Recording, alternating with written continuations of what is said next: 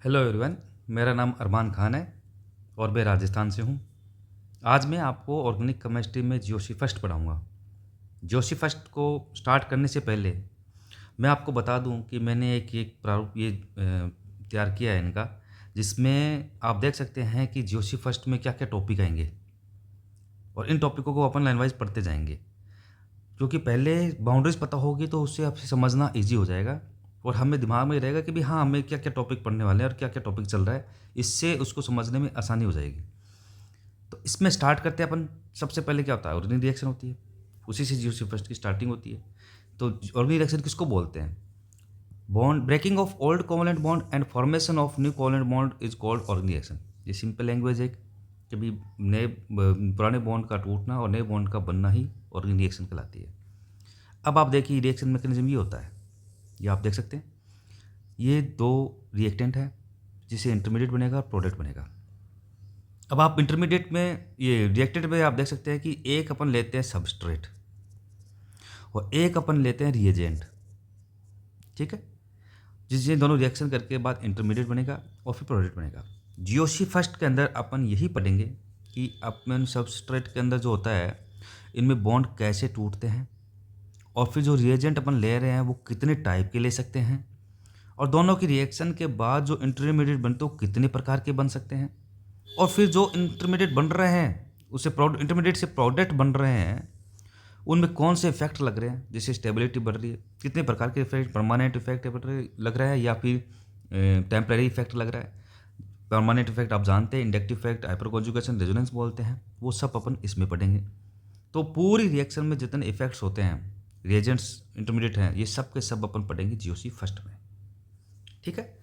अब आप इसके अंदर देख सकते हैं कि सबसे पहले आप ये देखिए आप कि सबसे पहले क्या होगा। ये एक रिएक्टेंट है, रिएक्टेंट में अपन इसको सबस्ट्रेट बोल रहे हैं। सबस्ट्रेट में सबसे पहले क्या होगा, बॉन्ड ब्रेक होगा। अब आप देख सकते हैं बॉन्ड ब्रेक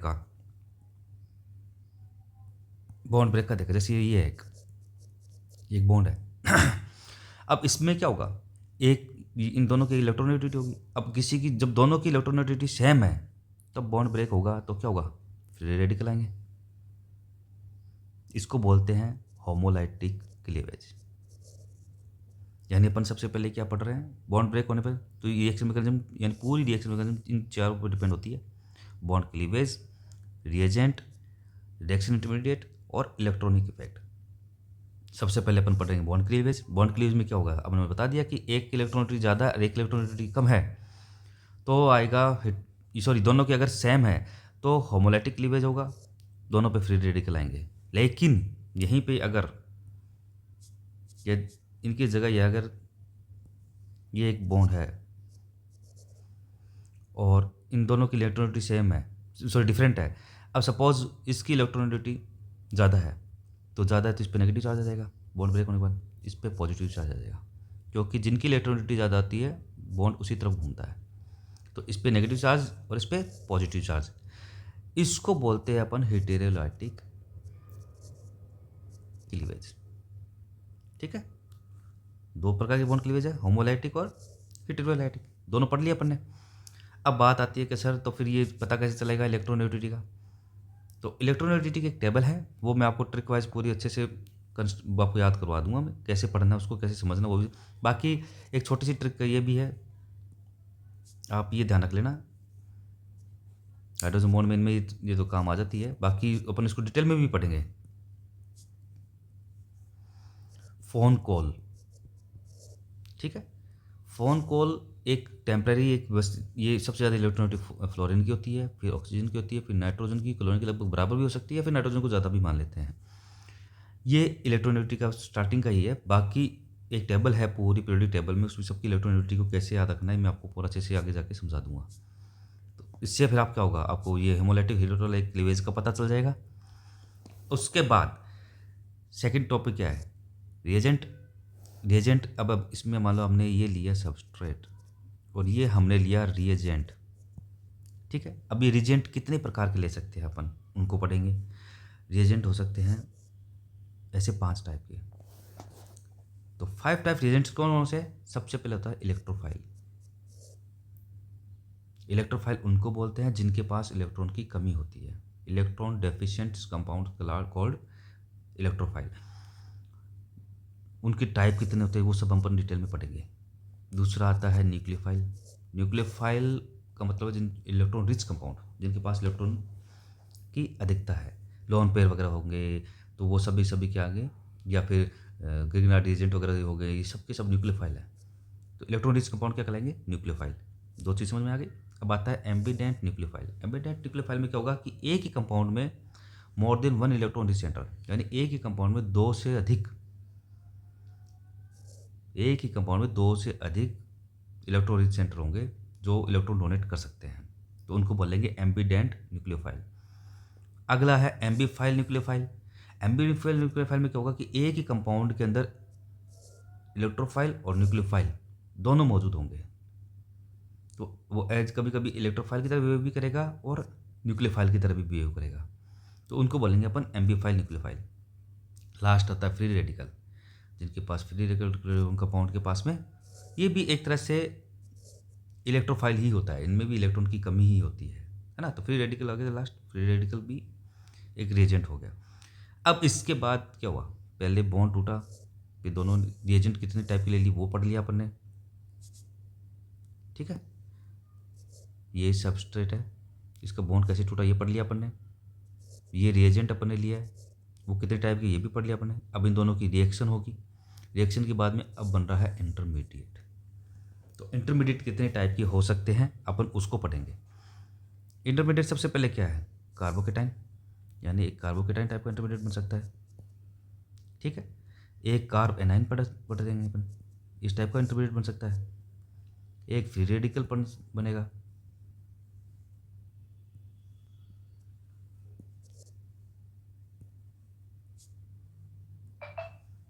एक फ्री रेडिकल टाइप का इंटरमीडिएट पढ़ेंगे अपन, ठीक है।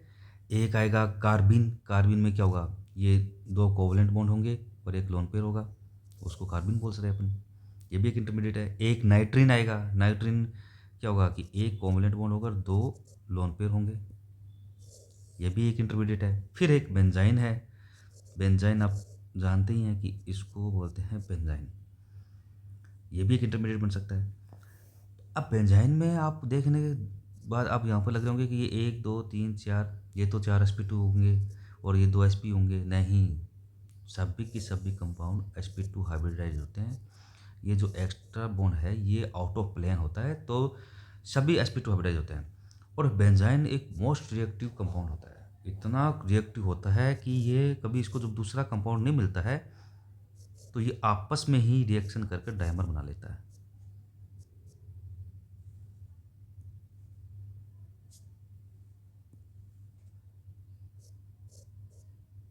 ऐसे आपस में भी डायमर बना लेता है, इतना मोस्ट रिएक्टिव कंपाउंड होता है ये, ठीक है। ये सब चीज़ हो गई। अब अपन पढ़ते हैं कि बेंजाइन तक हो गया अपना। अब अपना नेक्स्ट टॉपिक आता है इलेक्ट्रॉनिक इफेक्ट। कि भैया ये आपने दो एक सबस्ट्रेट को और रिएजेंट को रिएक्शन करवा दी, इंटरमीडिएट बना दिया, प्रोडक्ट भी बना दिया, लेकिन इस बीच कौन से इफेक्ट काम कर रहे हैं, तो वो हम इफेक्ट को कौन कौन से पाएंगे तो वो पढ़ेंगे, उसको बोल देंगे अपन इलेक्ट्रॉनिक इफेक्ट।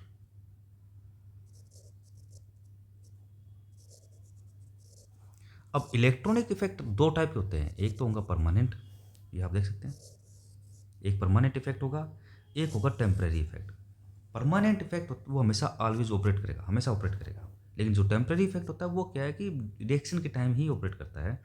ये दो टाइप के होंगे, ई इफेक्ट और इफेक्ट में भी दो टाइप होते हैं, प्लस ई इफेक्ट, एक होता है माइनस ई इफेक्ट, जिसको अपन आगे जाके डिटेल में पढ़ेंगे। परमानेंट इफेक्ट आप पढ़ सकते हो, तीन टाइप के होंगे, inductive, hyper conjugation, mesomeric effect, जिसको रेजोनेंस भी बोलते हैं अपन। ये तीनों अलग अलग टाइप के, जैसे इंडक्टिव इफेक्ट है तो इंडक्टिव इफेक्ट भी दो टाइप के होंगे, प्लस आई माइनस आई। हाइपर कॉन्जुगेशन भी दो टाइप के होंगे, plus H minus H. Mesomeric effect भी, अब रेजोनेंस भी दो टाइप के होंगे, प्लस आर माइनस आर। अब इसमें जो प्लस वाले ग्रुप हैं इनको अपन बोलते हैं इलेक्ट्रॉन रिलीजिंग ग्रुप, और जो माइनस वाले हैं इनको बोलते हैं इलेक्ट्रॉन विड्रॉइंग ग्रुप। यानी ये इलेक्ट्रॉन रिलीजिंग ग्रुप मतलब इलेक्ट्रॉन देने का काम करेंगे, और ये इलेक्ट्रॉन विड्रॉइंग ग्रुप मतलब इलेक्ट्रॉन खींचने का काम करेंगे, ठीक है। तो उससे अपन पता लगा लेंगे स्टेबिलिटी का। उससे अपन जैसे अब सबसे पहले इंडक्टिव इफेक्ट है। इंडक्टिव इफेक्ट में आपने बता दिया अभी 2 ग्रुप है, प्लस आई माइनस आई, उनका ऑर्डर पढ़ लेंगे पावर के हिसाब से, क्योंकि इंडक्टिव इफेक्ट डिस्टेंस पे डिपेंड करता है। डिस्टेंस पे डिपेंड करता है। जैसे मान लो ये एक कंपाउंड है, ठीक है। अब इंडक्टिव इफेक्ट क्या डिस्टेंस पे डिपेंड करेगा, यहाँ पे सबसे ज़्यादा लगेगा, फिर यहाँ पे लगेगा, फिर यहाँ पे लगेगा। जैसे जैसे डिस्टेंस बढ़ती जाएगी इंडक्टिव इफेक्ट कम होता जाएगा। लेकिन रेजोनेंस और हाइपर कॉन्जुगेशन की क्या खासियत है कि ये ऑर्थो और पेरा पर ही लगते हैं, बराबर पावर में लगते हैं। यहाँ पे डिस्टेंस मायने नहीं रखता है, या तो ऑर्थो पेरा दो ही पे, ये मेटा पर नहीं लगते हैं, ऑर्थो पेरा पे ही लगते हैं और बराबर पावर से लगते हैं, ठीक है। अब जैसे इंडक्टिव इफेक्ट में आगे आ जाता है स्टेबिलिटी। स्टेबिलिटी ये है, जैसे स्टेबिलिटी ऑफ कार्बोकेटाइन है। अब स्टेबिलिटी ऑफ कार्बोकेटाइन यही है। अब इसमें जैसे जैसे, अब ये पॉजिटिव चार्ज का मतलब क्या है, इलेक्ट्रॉन डेफिशिएंट कंपाउंड है, इलेक्ट्रॉन की कमी है। तो यहाँ पे प्लस आई जितना ज़्यादा होगा उतनी ज़्यादा स्टेबिलिटी इसकी होगी, क्योंकि प्लस आई मैंने आपको बताया प्लस वाले कौन है, इलेक्ट्रॉन रिलीजिंग ग्रुप है, इलेक्ट्रॉन देने काम करेंगे। यहाँ पे इलेक्ट्रॉन की कमी कार्बन बात, तो जितने इसको इलेक्ट्रॉन देंगे उतने तो ज़्यादा स्टेबल होगा ये कंपाउंड। तो कार्बोकेटाइन की स्टेबिलिटी का क्या होगा, तो स्टेबिलिटी ऑफ कार्बोकेटाइन वो समानुपाती किसके होगा, प्लस आई के, इलेक्ट्रॉन रिलीजिंग ग्रुप के, ठीक है। और जो स्टेबिलिटी ऑफ फ्री रेडिकल है वो भी इसी तरह है, plus I plus R plus H के समानुपाती होते हैं। वैसे ही स्टेबिलिटी ऑफ कार्बोनाइन पढ़ेंगे। अब स्टेबिलिटी ऑफ कार्बोनाइन क्या हो गया, ये हो गया। अब इनकी स्टेबिलिटी की कोई बात करेगा तो यहाँ पे क्या है, कंपाउंड के पास नेगेटिव चार्ज है। नेगेटिव चार्ज मतलब इलेक्ट्रॉन की रिच है ये सेंटर, तो इसकी स्टेबिलिटी के लिए क्या करें कि ये इसकी भूख कम हो जाए। इसको भूख कम करने के लिए अपन क्या करेंगे, इलेक्ट्रॉन विड्रोइंग ग्रुप लगा देंगे। यानी इंडक्टिव इफेक्ट में अगर पढ़े अपन कार्बोनाइन, स्टेबिलिटी ऑफ कार्बोनाइन की, तो माइनस आई जितना ज़्यादा लगेगा उतना ही ज़्यादा कंपाउंड स्टेबल होगा, क्योंकि माइनस आई वाले कौन ग्रुप है, इलेक्ट्रॉन विड्रोइंग ग्रुप है। इलेक्ट्रॉन विड्रोइंग ग्रुप है तो नेगेटिव जितना खींचेंगे ये उतनी तो ज़्यादा शांत होगा ये कार्बन। तो इसी तरह ये इंडक्टिव इफेक्ट में और रेजोनेंस में और हाइपर कॉन्जुगेशन में, इन तीनों में अगर केटायन की बात करेंगे कार्बन की, तो वहाँ पे इलेक्ट्रॉन रिलीजिंग वाले ग्रुप हैं, जैसे plus I plus H plus R, ये तीनों इसको स्टेबिलिटी को बढ़ाएंगे। और माइनस वाला कंपाउंड है कार्ब एनाइन, तो कार्ब एनाइन के अंदर माइनस आई माइनस एच और माइनस आर वाले कंपाउंड क्या करेंगे, इसकी स्टेबिलिटी को बढ़ाएंगे, क्योंकि इलेक्ट्रॉन विड्रॉइंग ग्रुप है। तो इन शॉर्ट मैं आपको ये बात बोल सकता हूँ कि स्टेबिलिटी ऑफ कार्बोकेटाइन वो समानुपाती किसकी होगी, plus I plus H plus R. और स्टेबिलिटी ऑफ कार्ब एनाइंस जो समानुपाती किसे होगा, minus I minus H minus R, ठीक है। अब अपन इसके आगे पढ़ लेते हैं हाइपर कॉन्जुगेशन। पहले फिर एसिडिक स्ट्रेंथ को पढ़ेंगे। इसकी एसिडिक स्ट्रेंथ वही होगा कि H प्लस देने के बाद में क्या होता है, नेगेटिव कंपाउंड पे नेगेटिव चार्ज होता है, नेगेटिव चार्ज वही कार्बोनाइन हो गया। अब उसकी स्टेबिलिटी को जितना ज़्यादा माइनस वाले कंपाउंड माइनस आई बढ़ाएगा उतनी ज़्यादा उसकी स्टेबिलिटी होगी, क्योंकि आप देखिए ये देख सकते हैं जैसे ये है, अभी H प्लस देते तो क्या बनेगा, एक मिनट आपको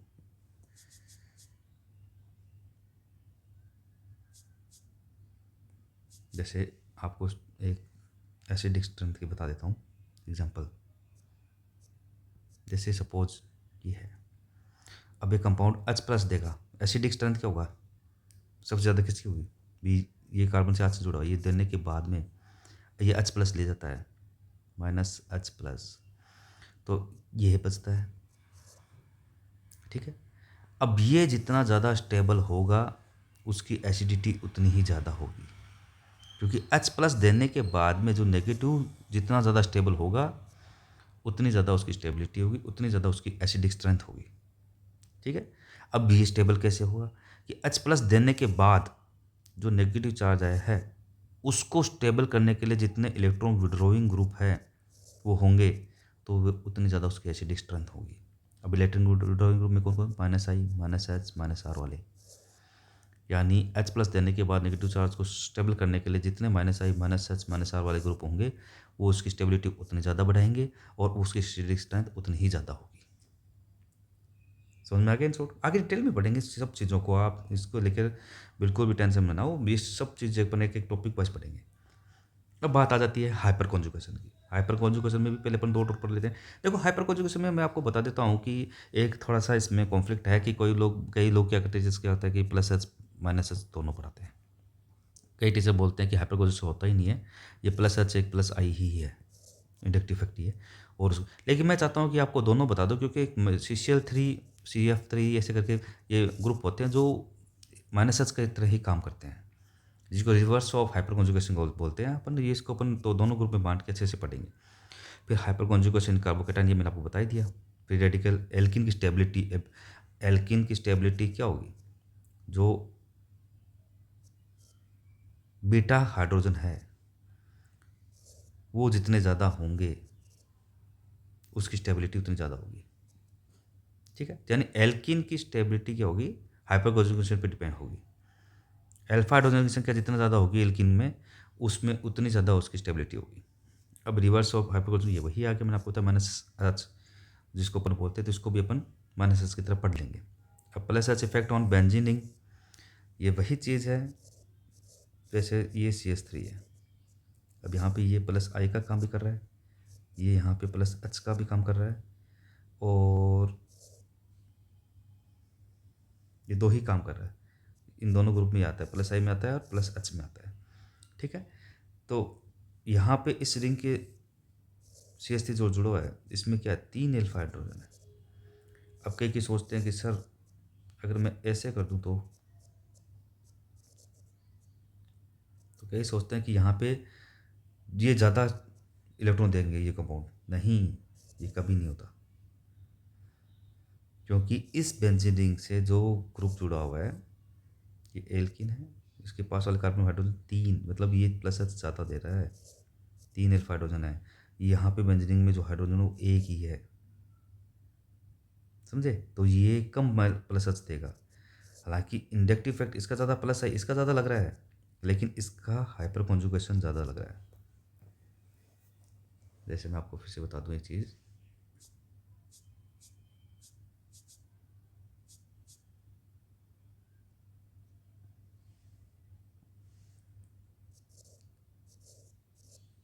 ये देखिए ये है।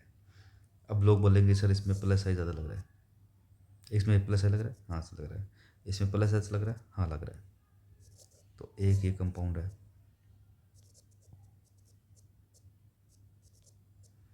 इसमें +I लग रहा है, हाँ लग रहा है, +H लग रहा है, हाँ लग रहा है।